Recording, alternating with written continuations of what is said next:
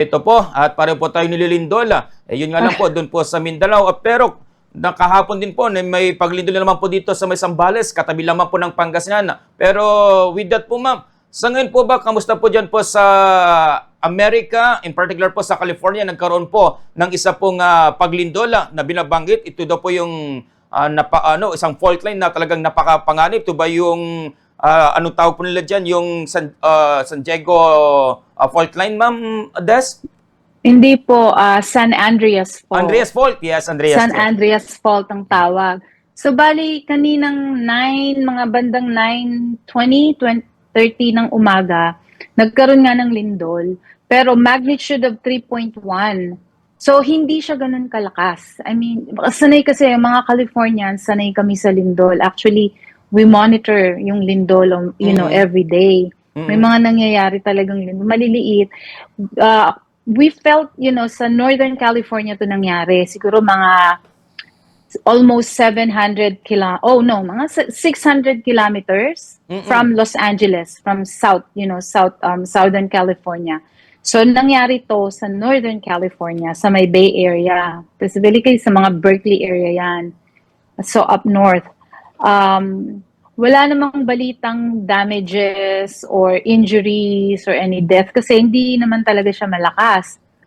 Ang nakakaano dyan, today, every year, California, our country, nagpa-participate kami sa shakeout, sa Great Shakeout. Yes. So, I'm not sure kung meron dyan sa Philippines pero alam ko tong movement na to for earthquake preparedness, nangyayari sa buong mundo. Na, any organization, school, offices, private homes, they can participate dyan sa Great Shakeout. Yung Great Shakeout na yan, parang drill for earthquake preparedness, which is today, annually nangyayari yan. It's usually every October. So, nangyari yung earthquake during the Great Shakeout. So, sa trabaho nga namin, yung drill ng Great Shakeout 10 o'clock ng umaga, nangyari yung lindol, 9:30 before ng shakeout, before ng drill. So, yeah. Yes. Ang California talaga, prone sa lindol dahil nga dyan sa San Andreas Fault. So, ibig sabihin, Ma'am Des, sa iyong pong Great California Shakeout, ay ito yung mga ginagawa natin yung mga measures para po sa maaring mangyari pong lindol. Kagaya po dito sa Pilipinas, meron kaming ginagawa po ng mga earthquake drill. Correct. Iba rin po ba yan, ma'am? Or paano po ba ang ginagawa po sa shakeout na yun? Pareho din. Meron ding drill ng Great Shakeout. So, usually sa mga school at saka sa mga workplaces yan nangyayari. So, tinuturuan yung, what you should do in case of earthquake, to hold, to go under the, sturdy places, yung under the table, against the wall, or kung possible, go to the open area. Yes, that is a part of earthquake preparedness, yung Great Shakeout. Yun ang tawag doon. And it happens every year. It's an annual program that we do here. Yes.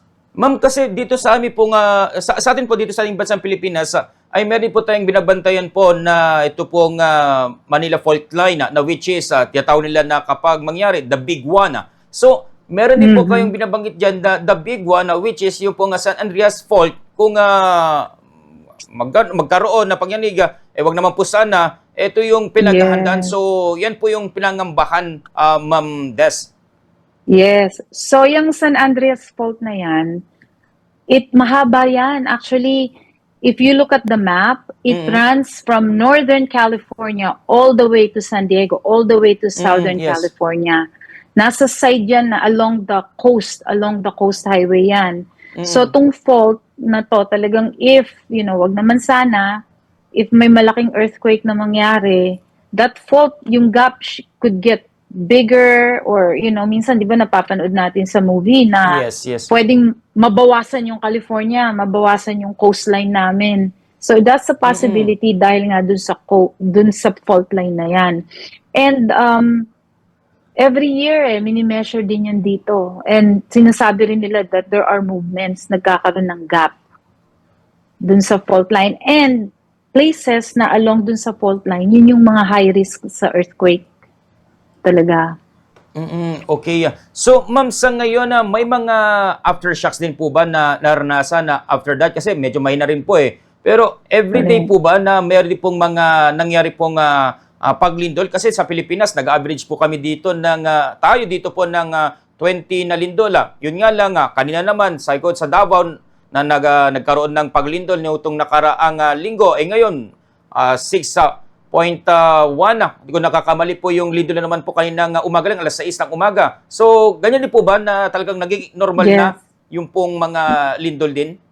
Nagkakaroon talaga ng aftershock. Nararamdaman mo talaga. But even though yung lindol kanina na 3.1, kahit mahina lang yan, if you look at yung website sa California na that records the earthquake, Mm-hmm. meron doon ina-identify nila yung mga aftershock,